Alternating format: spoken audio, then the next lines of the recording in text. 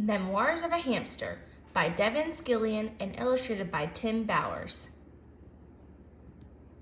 Night 1. My life is perfect. I have a bowl full of seeds, a cozy pile of wood shavings, and room to run. I'm never leaving here. Question: who's the luckiest hamster in the world? Answer: me. Night 2. I was just telling myself, Seymour, you've got it made, when my exercise wheel was delivered. I like to work out. It's the best model around, the Fuzzy Boy 360, shiny as a new dime and fast as lightning. I don't know how many miles I put in, but I was on that wheel all night. Night 3. It took me a while to get the hang of my new water bottle, but it's great. It's important too. A hamster has to stay hydrated. Back to my wheel. I've got another hour to put in before daylight. Night 4. Little girl came by and gave me a kiss on the nose. Nasty. Hello, ever hear of germs? But she also gave me 2 yogurt drops. Question: what's better than a yogurt drop? Answer: 2 yogurt drops.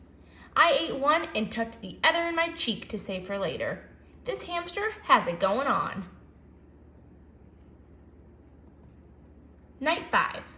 I was just climbing onto my wheel tonight when Pearl the cat came by.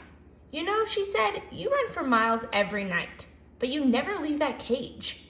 What's it all for? I don't know, I said. It's what hamsters do.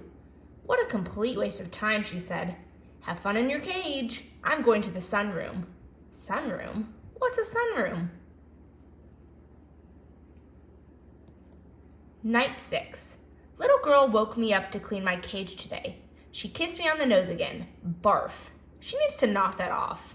But while she was carrying me around, I realized there's a lot of house around me that I haven't seen. It seems to go on forever. I tried as hard as I could, but I couldn't see a sunroom. Little girl gave me a yogurt drop, and I completely forgot about the sunroom. Whatever a sunroom is it better than a yogurt drop? Answer: no. Night 7. I planned on running a marathon tonight, but my Fuzzy Boy 360 is a little squeaky. Pearl came over to the cage, looking a little annoyed. You really need to get yourself out of there, she said. But why, I asked. I've got my wheel. I've got my seeds. I've got yogurt drops. You wouldn't need a wheel out here, she said.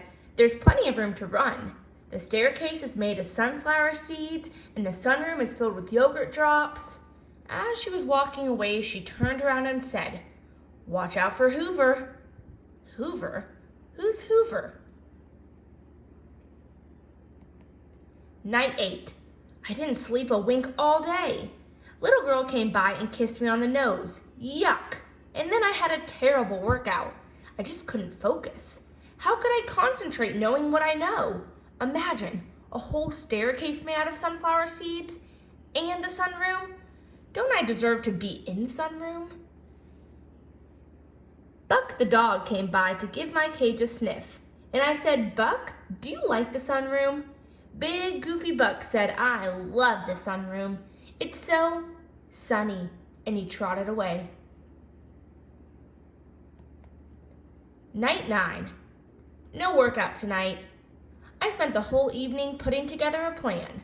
I went over every square inch of my cage, and I think I've got it figured out. Operation Tasty Tree is set for tomorrow night. Hello, staircase. Hello, sunroom. Night 10. Good old Seymour is one smart hamster. My escape went like clockwork. I moved the seed dish, then I was able to muscle the Fuzzy Boy to the front of the cage. I had a little trouble climbing the outside of the wheel. It kept spinning and I wasn't getting anywhere. But Sweet Pearl suggested I jam a sunflower seed at the side of the wheel, and it worked. After that, it was easy. I shimmied up the wheel and popped the lid right off. Question: who's going to eat every yogurt drop in the sunroom? Answer: me. Night 11. Note to self: cats are big, fat liars. I'm writing this from under the sofa. One wrong move and Pearl will have me for dinner. For starters, the staircase is not made of sunflower seeds. It's just carpet. It tastes like a sweater. And the sunroom is nice, but there wasn't a yogurt drop in sight. And when I heard Pearl, the big fat liar, say, "Hello, Seymour," I knew something was wrong. She looked really hungry, but all of that time on the wheel paid off. I raced past her and squeezed out of the sunroom just in time. I made it here, but now what? Pearl keeps clawing under the sofa. That big fat liar. I'll probably never see my cage again. Question: who's in big trouble? Answer: me. Night 12. I'm doomed. I'll never make it back out here alive. I can see Pearl pacing back and forth. She says she's looking up recipes. I tore a tag off the bottom of the sofa, found an old pencil, and wrote out my will. I, Seymour Q. Hamster, being of tired mind and hungry body, leave my fuzzy boy 360 to my 17 brothers. I leave my water bottle to my 22 sisters, and to my sweet mother and father, I leave the 4 yogurt drops hidden in the corner of my cage. I won't be needing them. I sniffled a few times and fell asleep. Goodbye, friends. I love you all. Night 13. So hungry and tired, I could barely move. I heard Pearl purring the way she does when she sleeps. It was my only chance. I tiptoed out from the back of the sofa and headed straight for my cage. I was going to make it, but suddenly there was a terrible noise. It sounded like a hurricane. An enormous monster was coming right at me. I looked up at its terrible eyes and read the most frightening word, Hoover. It was trying to suck me inside. Buck heard the commotion and started barking like crazy. That woke up Pearl, the big fat liar, who hissed, "He's mine," and started racing right toward me. Hoover had me by the tail. Pearl was swiping at me with her claws, and Buck was howling like mad. I was a goner. I closed my eyes and waited for it to be over. And then came the sweetest thing I've ever heard. Seymour! It was suddenly very quiet. Hoover, Pearl, and Buck stopped in their tracks, and one surprised but happy little girl got to me first. She kissed me on the nose, a lovely, beautiful, sweet kiss, and I kissed her right back twice. Night 14. My life is perfect. I have a bowl full of seeds, a cozy pile of wood shavings, and room to run. I'm never leaving here.